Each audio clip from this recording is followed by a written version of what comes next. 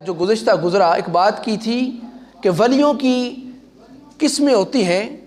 ایک وہ ولی ہوتا ہے جو اپنی ماں کی گود سے ولی بن کے آتا ہے۔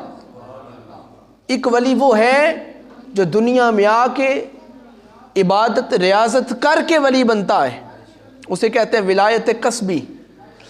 جو دنیا میں کوشش کرتا ہے، چلے کاٹتا ہے، عبادت کرتا ہے، ریاضت کرتا ہے، اپنے ماتھے کو سجدے کی عادت ڈالتا ہے، اسے کیا کہتے ہیں؟ ولایت قصبی، یعنی محنت کر کے اس نے اللہ رب العزت کا قرب حاصل کیا اور ولایت انعام کے طور پر مل گئی۔ یہ انعام ہوتا ہے، کسی کو 30 سال کی عمر میں مل گیا، کسی کو 40 سال کی عمر میں مل گیا، اور کوئی ماں کے پیٹ کے اندر ہی ولی ہوتا ہے، دنیا میں آتا ہے تو ولایت کا اعزاز لے کر آتا ہے۔ اللہ اکبر کبیر۔ حضور غوث اعظم رضی اللہ تعالیٰ عنہ حسنی حسینی سید ہیں، حسنی حسینی سید۔ جب دنیا میں تشریف لائے اور امی جان نے ہاتھ تھام کے کہا چلو آپ کو لے چلوں قاری صاحب کے پاس، اور وہ آپ کو قرآن پڑھاتے ہیں، اور قاری صاحب کے پاس لے آئیں اور قاری صاحب نے فرمایا پڑھو بسم اللہ الرحمن الرحیم، اور انہوں نے بسم اللہ پڑھائی۔ حضرت غوث اعظم نے بسم اللہ کے ساتھ ساتھ 18 سپارے سنا دیے۔ اللہ اکبر، 18 سپارے سنا دیے۔ اور حضور غوث پاک سے قاری صاحب نے عرض کیا کہ یہ کیا ماجرا ہے کہ آپ تو بسم اللہ پڑھنے آئے ہو، قرآن کا آغاز کرنے آئے ہو، قرآن پہلے سے سنا رہے ہو؟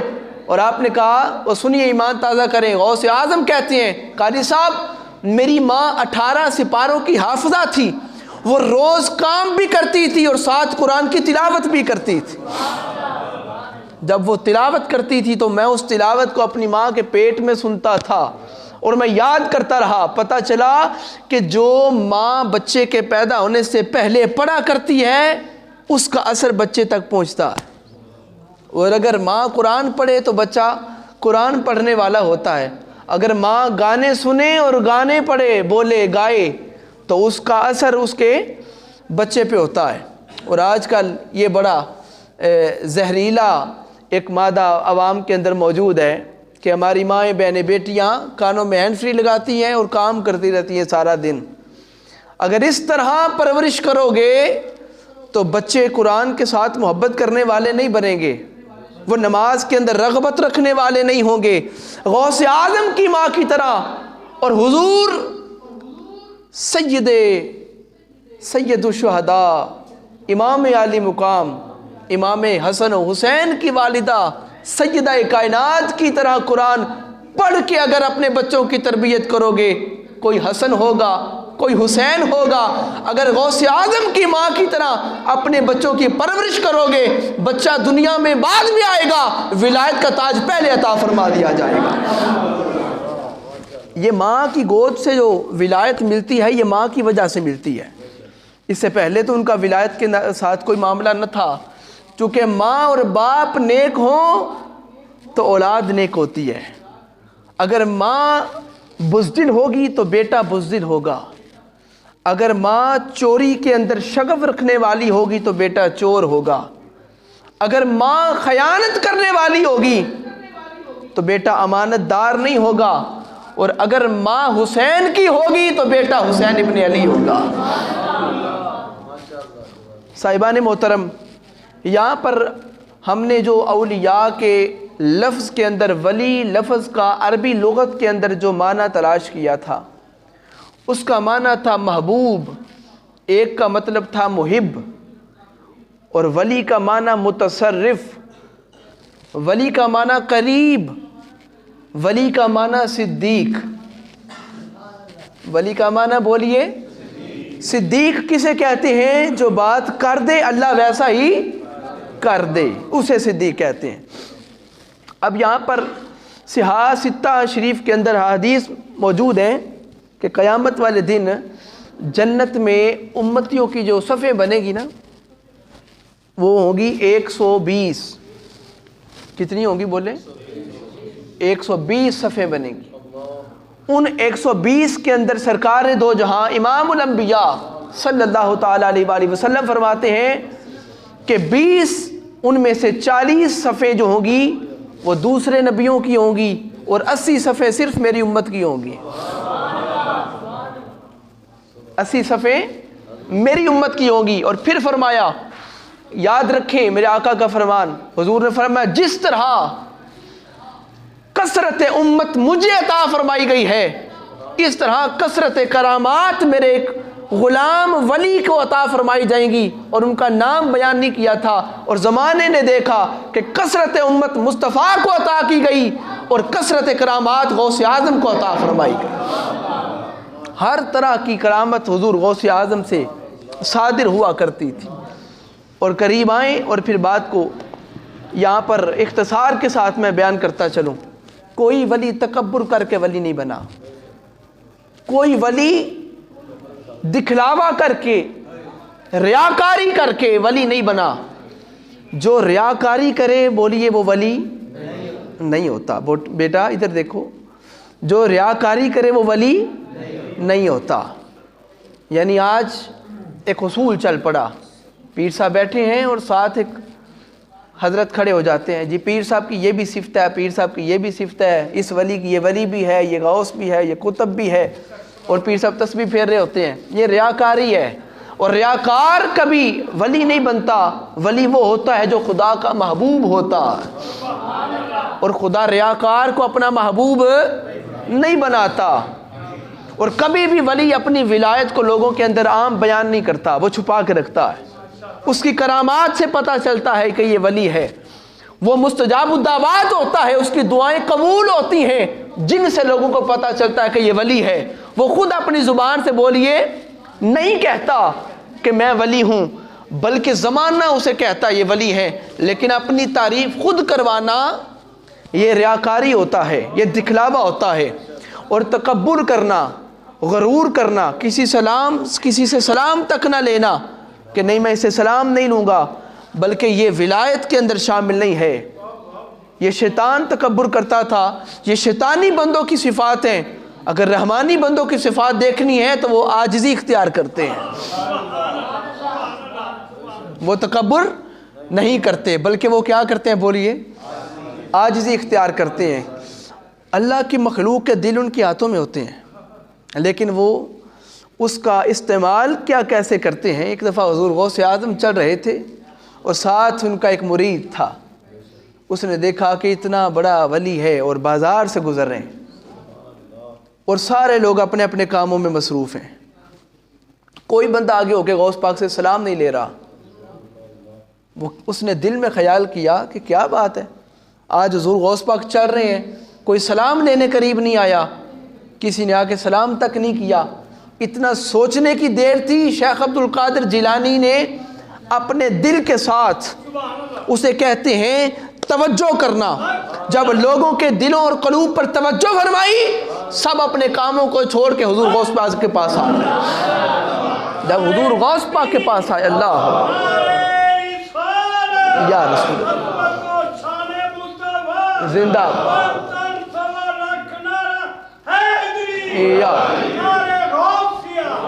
فرمایا کہ یہ لوگوں کے دل ہمارے ہاتھ میں ہوتے ہیں، اولیاء کے ہاتھ میں، جب چاہے جس چیز کو چاہے اپنی طرف پھیر لیتے ہیں.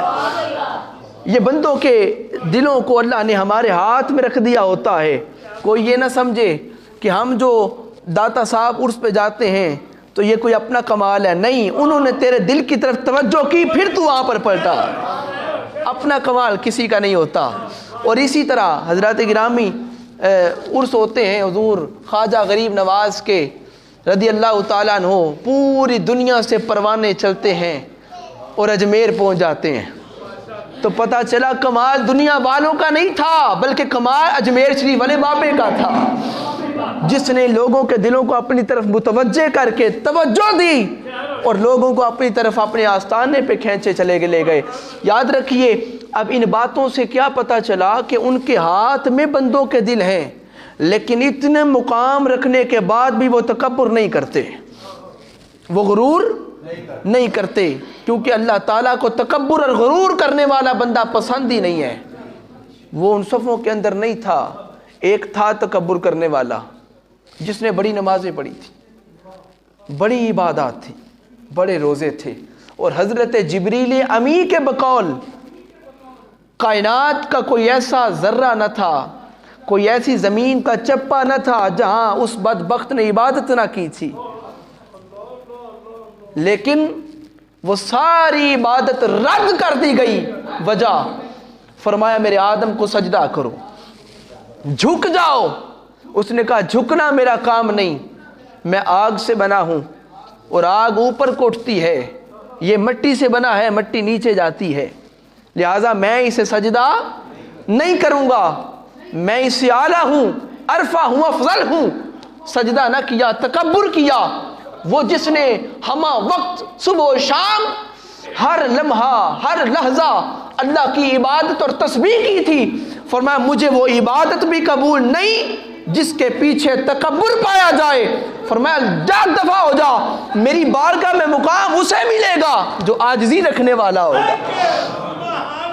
ساری زندگی کی عبادت رد کر دی گئی۔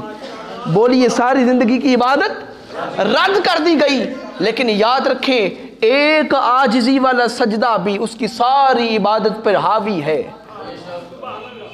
شیطان کی ساری عبادت ایک طرف رکھ لیں، پوری عبادت جتنی آج تک شیطان نے کی تھی، جب تک کی تھی، وہ ساری ایک طرف رکھیں، اور حضور کا امتی وہ امتی جو کلمہ پڑھے اور ساتھ ہی سجدہ کرے اور پھر اس کی روح نکل جائے، اس کا ایک سجدہ اس بدبخت کی ساری عبادت سے اعلیٰ ہے، افضل ہے۔ اس کی تکبر والی عبادت کوئی معنی نہیں رکھتی۔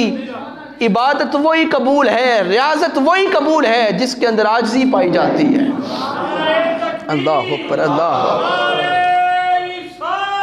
یا رسول اللہ، حق چاریہ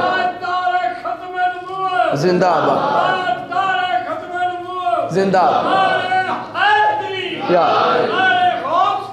غوث اعظم۔ اور یہ ولایت کسبی جس کی بات چل رہی تھی، ولایت کسبی جو کہ بندہ عبادت کرتا ہے، ریاضت کرتا ہے اور کوشش کر کے ولی بنتا ہے، اس کے بارے میں حدیث سماعت فرمائیں اور اپنا ایمان تازہ کریں۔ یہ حدیث قدسی ہے، حدیث نبوی وہ ہے جو نبی پاک کی زبان سے ادا ہو، حدیث قدسی ہے جو خالق کائنات کی طرف سے بیان ہو، قرآن کا حصہ تو نہ ہو بلکہ اسے حدیث کہتے ہیں، قرآن کا حصہ نہیں ہے لیکن بات خدا کی ہے، وہ سنیں اور اپنا ایمان تازہ کریں۔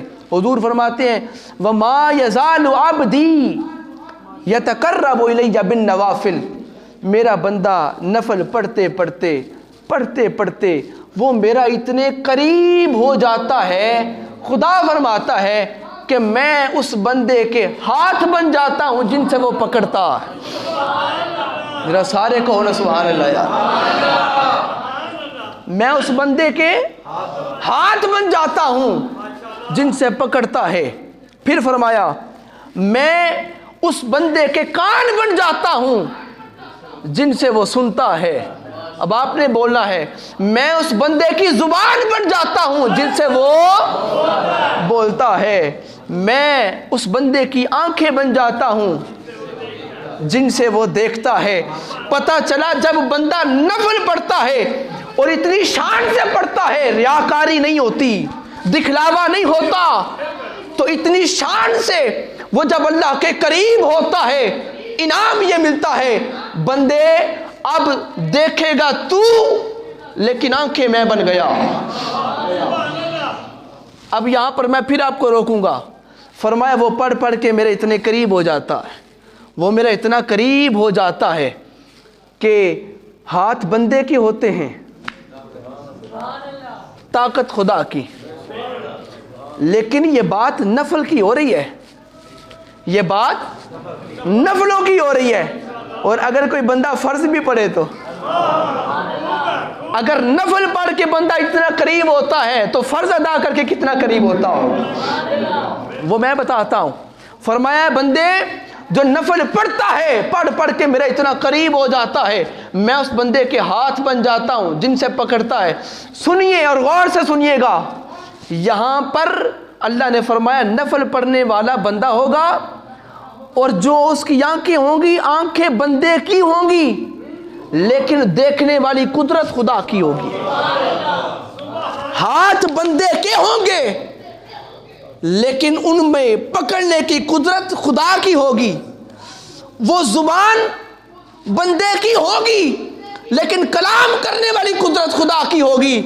یہاں رکنا نہیں، میرے ساتھ چلو. یہ ہے نفل پڑھنے والے کی شان، لیکن جو فرض ادا کرتا ہے فرمایا ہاتھ بھی میں بن جاتا ہوں، پکڑنے والی قدرت بھی میری ہو جاتی ہے.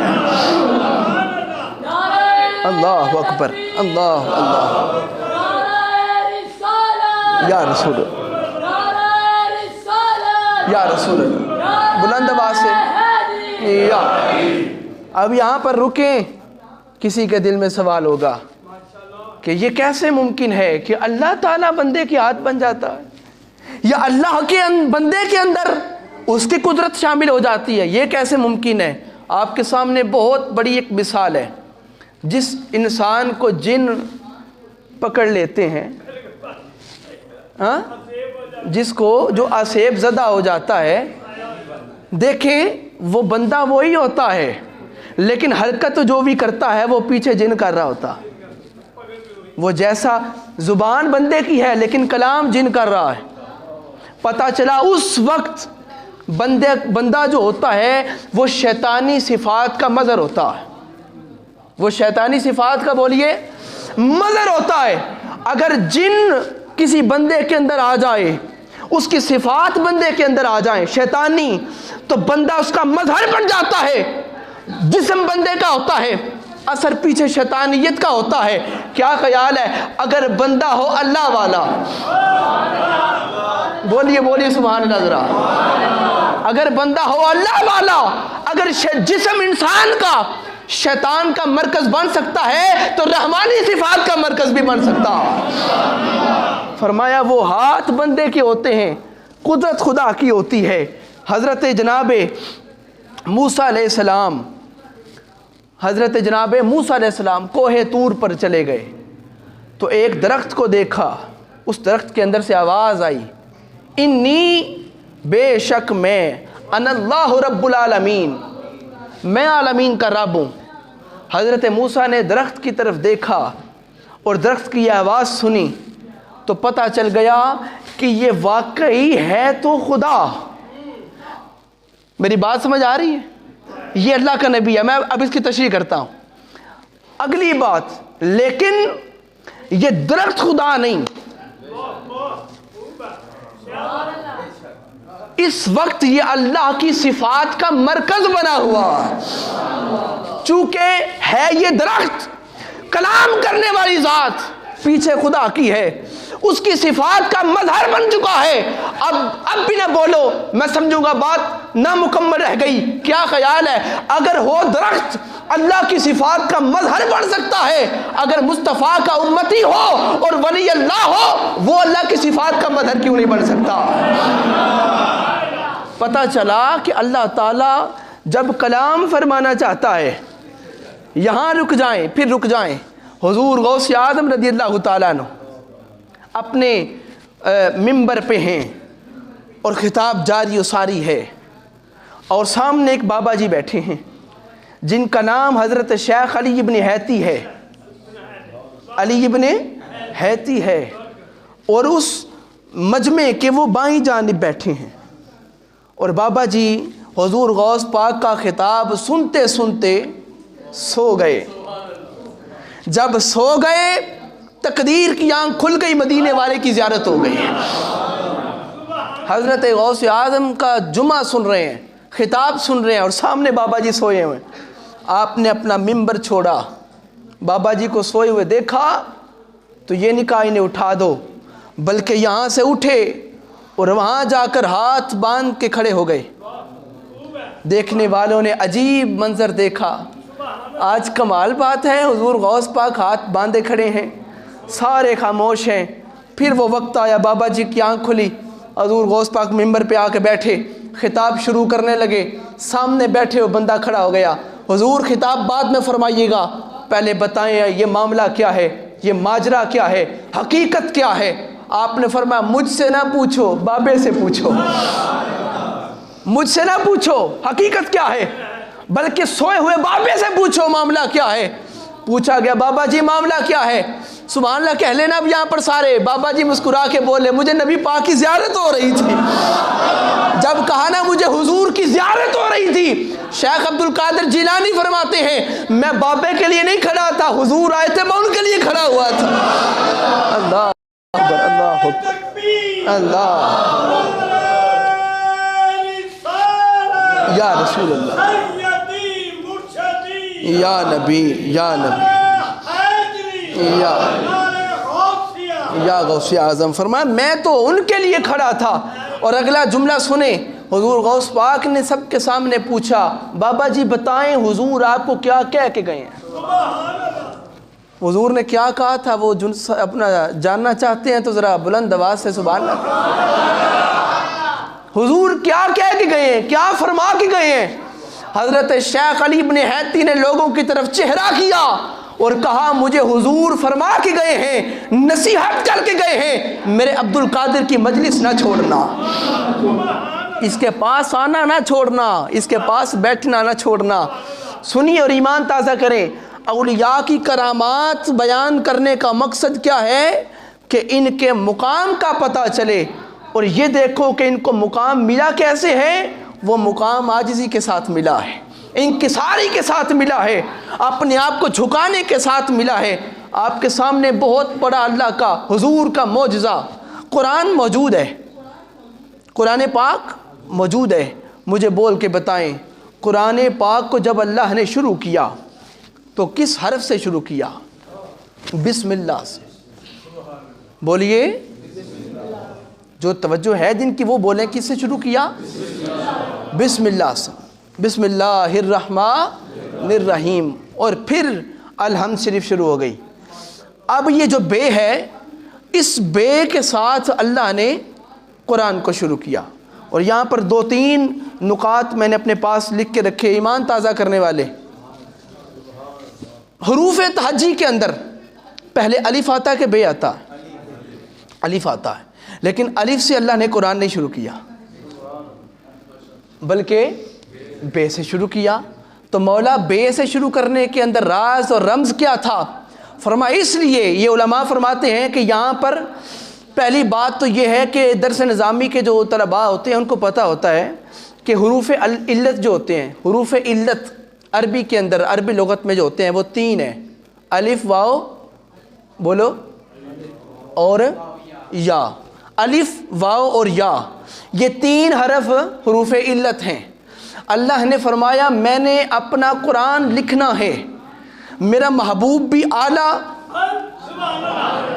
چونکہ حروف کے اندر علت پائی جاتی ہے نا یہ 3 حرفوں کے اندر، فرمایا قرآن بھی اعلیٰ، جس پہ بھیجنا ہے محبوب بھی اعلیٰ، اور میری ذات بھی سبحان ربی الاعلیٰ۔ فرمایا کہ میں بھی اعلیٰ، میرا محبوب بھی اعلیٰ، قرآن بھی اعلیٰ، اور اس قرآن کا آغاز کر دوں حروف علت کے ساتھ؟ نہیں، ہم علت کو نہیں رکھیں گے، چونکہ میرا محبوب بھی اعلیٰ ہے، قرآن بھی اعلیٰ ہے، میں بھی اعلیٰ ہوں، قرآن شروع کروں گا تو اعلیٰ حرفوں کے ساتھ شروع کروں گا۔ اب یہاں پر پہلا حرف رکھا بے۔ علماء فرماتے ہیں الف سے شروع نہیں کیا، اس کی وجہ کیا تھی؟ اس لیے کہ الف کھڑا تھا متکبروں کی طرح۔ جس کی توجہ ہے سبحان اللہ کہہ لو۔ الف کھڑا تھا، بولیے، متکبروں کی طرح تکبر کر کے۔ فرما نہیں، ہمیں تکبر کرنے والے پسند نہیں، چونکہ بے نے اپنے آپ کو جھکایا ہوا تھا، اپنے آپ کو بولیے جھکا رکھا تھا۔ فرمایا الف کو چھوڑ کر بے کو قبول کر رہا ہوں۔ اے مخلوق خدا تم بھی سن لو، جو تکبر کر کے کھڑا رہے گا اسے رد کر دوں گا، جو بے کی طرح جھک جائے گا اسے قبول کر لوں گا۔ اور پھر پلٹیے یہاں پر، پھر فرمایا اب آپ نے بولنا ہے کہاں سے شروع ہوا قرآن؟ بسم اللہ الرحمن الرحیم۔ اب بے کو کس کے ساتھ ملایا؟ اسم، بسمی، اسم کے ساتھ بسمی۔ اب یہ دیکھیں بے اس طرح لیٹی ہوئی ہوتی ہے، لیکن جب بسم اللہ کس اسم کے ساتھ؟ اللہ کے اسم کے ساتھ ملا دیا، تو جب ملایا تو بسمی کے ساتھ جب با لگ گیا تو یہ با بھی کھڑا ہو گیا، یہ با بھی بولیے کھڑا ہو گیا، پہلے لیٹی ہوئی تھی اب کھڑی ہو گئی، بے کے ساتھ الف کا اسم لگ گیا۔ فرمایا یہی بات ہے، یہ بے عاجزی کے ساتھ لیٹی ہوئی تھی، ہم نے اپنے نام کے ساتھ ملا کے اٹھا دیا۔ جو ہمارے نام کے ساتھ جڑ جاتا ہے ہم اس کا ذکر کائنات کے دلوں کے اوپر اٹھا دیتے ہیں۔ توجہ رکھیے گا، فرمایا ہم نے اسے اٹھا دیا، اور پھر توجہ، پھر فرمایا بے کے نیچے نقطہ ہے، تو مالک اگر نقطے والی کوئی چیز رکھنی تھی تو بے جہاں رکھ لیا وہاں جیم رکھ لیا جاتا، وہاں حرف خے رکھ دیا جاتا۔ فرمایا نہیں، ہم نے جیم بھی نہیں رکھا، جسم اللہ نہیں کہا، خے سے قسم اللہ نہیں کہا، بلکہ بسم اللہ کہا ہے۔ مولا اس میں بھی نقطہ، جیم میں بھی نقطہ، خے میں بھی نقطہ، تو بے کو کیوں پسند فرمایا؟ اب سنیے اور ایمان تازہ کرے، علماء لکھتے ہیں یہ جو نقطہ ہے نا بے کے نیچے، یہ دنیا کا نقطہ ہے۔ کس کا بولو؟ دنیا کا نقطہ ہے۔ چونکہ خے نے اس دنیا کے نقطے کو اپنے سر پہ بٹھا دیا، ہم نے رد کر دیا، اس جیم کے نقطے نے دنیا کو اپنے اندر سما لیا، ہم نے رد کر دیا، بے نے اس دنیا کے نقطے کو قدموں کے نیچے بٹھا دیا، ہم نے اس کو اپنے نام کے لیے قبول فرما لیا اور اعلان کر دیا، لوگوں جو دنیا کو ترک کر دیتا ہے اللہ بھی اس سے محبت کرتا ہے، اللہ کی ہر مخلوق اس سے محبت کرنے لگ جاتی ہے۔ اور فرما دیا جو اللہ کے اسم کے ساتھ آشنا ہو جائے، بسمی کے ساتھ آشنا ہو جائے، خدا کی ہر مخلوق اس سے آشنا ہو جاتی ہے۔ ذرا بلند آواز سے کہنا سبحان اللہ۔ اور یہاں پر حضور داتا لجویری کی میں ایک کتاب کے اندر میں کل رات کو پڑھ رہا تھا، اور اگر آپ چاہیں میں حضور داتا پاک کی ایک بات سناؤں تو ذرا بلند آواز سے بولیں سبحان اللہ۔ آپ فرماتے ہیں 4 علم حاصل کرنے کے بعد میں نے باقی علموں کو چھوڑ دیا، اور آخری باتیں 2 داتا صاحب کی کرتے ہیں۔ 4 علموں کو حاصل کرنے کے بعد بولیے میں نے باقی چیزوں کو چھوڑ دیا، سارے نہیں بولے، باقی چیزوں کو چھوڑ دیا، میں نے چھوڑ دیا، انہوں نے مجھے پکڑ لیا۔ اب وہ 4 چیزیں کیا ہیں؟ حضرت شیخ حاتم رحمۃ اللہ تعالی علیہ فرماتے ہیں یہاں پر کہ آپ نے فرمایا 4 چیزوں کو، 4 علموں کو اختیار کر لو، زمانہ خود تمہارے پیچھے آئے گا اور تمہیں اللہ تعالیٰ اپنا مقرب بنا لے گا۔ پہلی چیز کیا ہے؟ حضور داتا پاک فرماتے ہیں کہ جو رزق ہے نا، رزق یہ مقسوم ہے، یہ لکھ دیا گیا ہے بندے کو کتنا ملنا ہے اور کب کب ملنا ہے۔ آپ فرماتے ہیں جب مجھے اس چیز کا علم مل گیا کہ جو میرے حصے میں لکھ دیا ہے وہ میں جتنے مرضی ہاتھ پاؤں ماروں، زیادہ ماروں تھوڑے ماروں، جو لکھا گیا ہے وہ مجھے ملنا ہی ملنا۔ کہا کہ جب مجھے یہ علم مل گیا مجھے سکون آ گیا۔ یہ کون کہہ رہے ہیں داتا صاحب؟ پھر میں نے رزق کے پیچھے بھاگنا چھوڑ دیا، جو رزق میرا تھا وہ اللہ تعالیٰ جیسے مرضی مجھ تک پہنچا دیں گے۔ ایک علم۔ دوسرا علم فرماتے ہیں کہ یہ ہے کہ مجھے معلوم ہو گیا کہ خدا تعالیٰ کا مجھ پر حق ہے، خدا کا مجھ پر حق ہے جو میں نے ادا کرنا ہے۔ اس کی ایک عام سی مثال نماز ہے۔ یہ نماز حقوق اللہ میں سے ہے، یہ ہم نے ادا کرنا ہی کرنا ہے۔ میرے حصے کی نماز قاری ناصر صاحب نہیں پڑھ سکتے، ان کے حصے کی نماز میں نہیں پڑھ سکتا۔ فرمایا جو میرا ہے وہ میں نہیں کرنا۔ کہا جب یہ علم بھی مل گیا مجھے پتہ چل گیا اب بھاگنے کی ضرورت نہیں، جو اس کا حق مجھ پہ ہے میں نے ادا کرنا ہی کرنا۔ اب تیسرا فرمایا کہ موت میری تلاش کے اندر ہے۔